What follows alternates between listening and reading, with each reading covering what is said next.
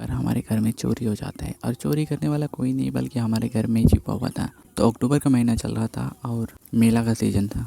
तो देखो, मेला में एक मेला ऐसा ज़रूर होता है जिसको हर किसी को बेसब्री से इंतज़ार रहता है। वैसे हमारे इधर भी एक मेला लगता है जिसको हर कोई बेसब्री से इंतज़ार करते हैं, ख़ास करके मेरी मम्मी। क्योंकि यार उस मेले में मेरी मम्मी जब जाती है ना, वो इतना शॉपिंग करती है। हालांकि घर के लिए सामान खरीदती है, डेकोरेटेड सामान, अपने लिए कुछ ऐसा तो नहीं खरीदती है। तो इस बार मेला में मज़ा आने वाला था क्योंकि इस बार मेरे पापा को मिला था बोनस। वैसे तो हर साल मिलता है लेकिन इस साल कुछ ज़्यादा ही मिला था। और इस साल हम लोग पूरे 5 लोग जाने वाले थे। अभी बोलोगे यार भाई 5 लोग में से कौन कौन? भाई तुम लोग तो घर में बस 4 ही लोग हैं। हाँ गए हम लोग 4 ही लोग गए, लेकिन इस बार हमारे घर आए थे मेरे मामू।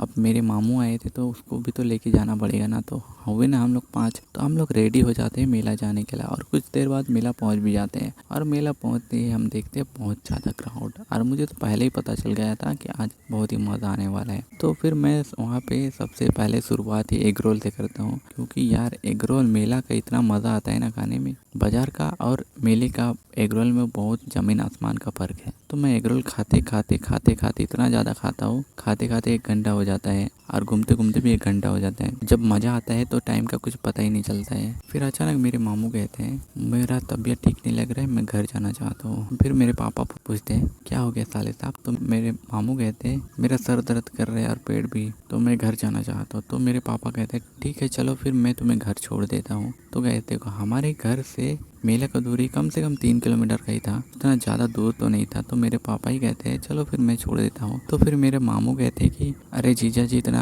आपको तकलीफ उठाने की कोई ज़रूरत नहीं, मैं जा सकता हूँ अकेले। तो फिर मेरी मम्मी कहती है हाँ अगर तुम अकेले जा सकते हो तो चले जाओ। इतने बाद मेरे मम्मी मेरे मामू को घर का चाबी देते हैं और मेरे मामू घर चले जाते हैं और हम लोग इधर अपना मेला एंजॉय करते हैं। मेला एंजॉय करते करते करते करते और 1 घंटा बीत जाता है। तभी मेरे मामू का फ़ोन आता है मेरे पापा के मोबाइल में।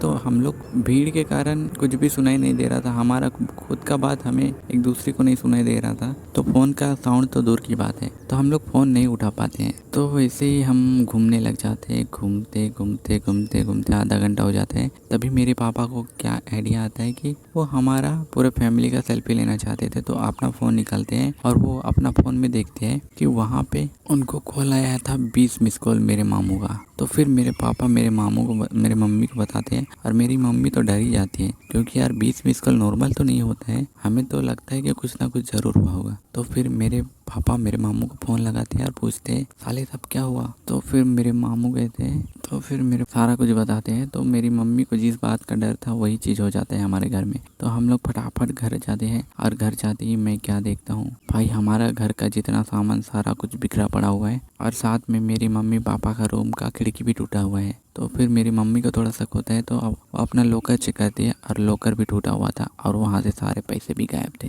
और मेरी मम्मी रोने लग जाती है। दरअसल वो पैसे पूरे मेरे पापा के थे। तो फिर मेरे पापा पुलिस को फ़ोन करते हैं और घर में बुलाते हैं और पुलिस आती है, हमारे घर में छानबीन वगैरह करती है, लेकिन उन्हें कुछ नहीं मिलता है। तो उसके नेक्स्ट दिन मेरे मामू घर चले जाते हैं। तो उसी दिन दोबारा पुलिस आती है, सभी से पूछताछ वगैरह करती है। फिर हमारे पड़ोस में जितने भी घर वाले थे सभी के घर में जाके पूछताछ वगैरह करती है, लेकिन उन्हें दोबारा कुछ नहीं मिलता है। तो हमारे पास कोई ऑप्शन नहीं था हम इस बात को भूलने के अलावा। लेकिन यार हम भूल भी कैसे सकते थे, क्योंकि यार वहाँ पे बहुत ज़्यादा पैसा था और पैसा गायब हो जाता है। तो हम भूलने का ट्राई करते हैं, इसी 1 हफ्ता गुजर जाता है। तो एक दिन मेरी मम्मी जाती है हमारे गाँव का ही दुकान में मैगी खरीदने गए। तभी वहाँ पे एक आंटी मिलती है जो उनसे कहती है आपके घर में उस दिन मेले के दिन में चोरी हुआ था ना? हाँ। तो फिर मेरी मम्मी कहती है हाँ। तो फिर वो आंटी बताती है कि मैंने एक आदमी को देखा था रात के 10:30 बजे के करीब आपके घर में आता है, आपका दरवाज़ा खोलता है और उसके बाद से कुछ अजीब अजीब तरह का आवाज़ सुनाई देने लगता है। तो मैं तो सोचती हूँ कि वो शायद आपका रिश्तेदार है, नहीं तो उनके पास आपके घर का चाबी कैसे आता, इसलिए मैंने कुछ भी नहीं बोला। तो फिर मेरी मम्मी कहती है उसे ठीक है ये बात आपने पुलिस को क्यों नहीं बताया? तो फिर वो आंटी कहती है देखो मैं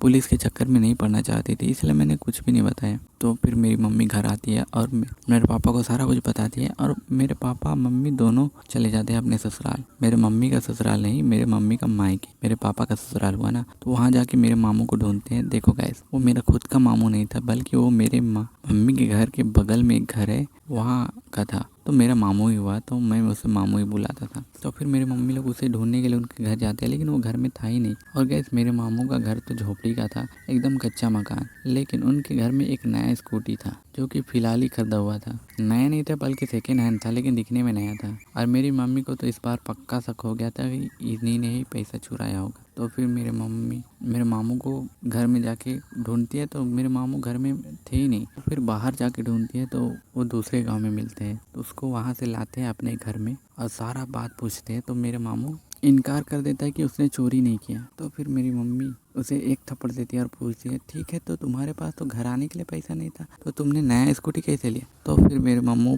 पकड़ा जाता है। तो अब क्या बोलेगा? वो बोलता है कि हाँ मैंने ही चोरी किया था। अब उनके पास तो कोई ऑप्शन नहीं था। तो फिर मेरी मम्मी क्या करती है, उस स्कूटी को जिस बंदे से मेरे मामू ने खरीदा था उसी के पास जाती है, लौटाती है। लेकिन उस बंदे ने हमें कम पैसा दिया, 10,000 रुपये कम दे दिया। क्योंकि यार देखो, कोई भी चीज़ आप एक बार खरीदते हो तो वो पुराना हो जाता है, इसीलिए वो बंदा ने हमें 10,000 कम दिया। तो हमारे पास 40,000 हो जाता है। हमारा 50,000 रुपया था, लेकिन हमें 40,000 रुपया मिलता है। तो हम जब ले ही जाते हैं, आखिर क्या ही कर सकते हैं। तो फिर हम घर आते हैं, लेकिन मेरे मामू को हम छोड़ देते हैं। और बाकी आप सभी से मैं कहना चाहता हूँ कि अगर आपके कोई घर में बिन बुलाए मेहमान आता है तो वो शायद से कोई मकसद लेके आता है, तो उससे थोड़ा बच के रहना। नहीं तो हमारे घर में जो हुआ वो आपके घर में हो सकता है। कंफर्म नहीं है, ये हो भी सकता है या नहीं, हालांकि बच के रहना, किसी पे इतनी जल्दी भरोसा मत करना। बाकी आप सभी को आज का वीडियो कैसा लगा कमेंट में ज़रूर बताना। वीडियो अच्छा लगा तो वीडियो को लाइक कर देना, चैनल पे नए हो तो चैनल को सब्सक्राइब कर देना। मैं मिलता हूँ आपसे किसी नेक्स्ट वीडियो में, तब तक के लिए till then take care, bye.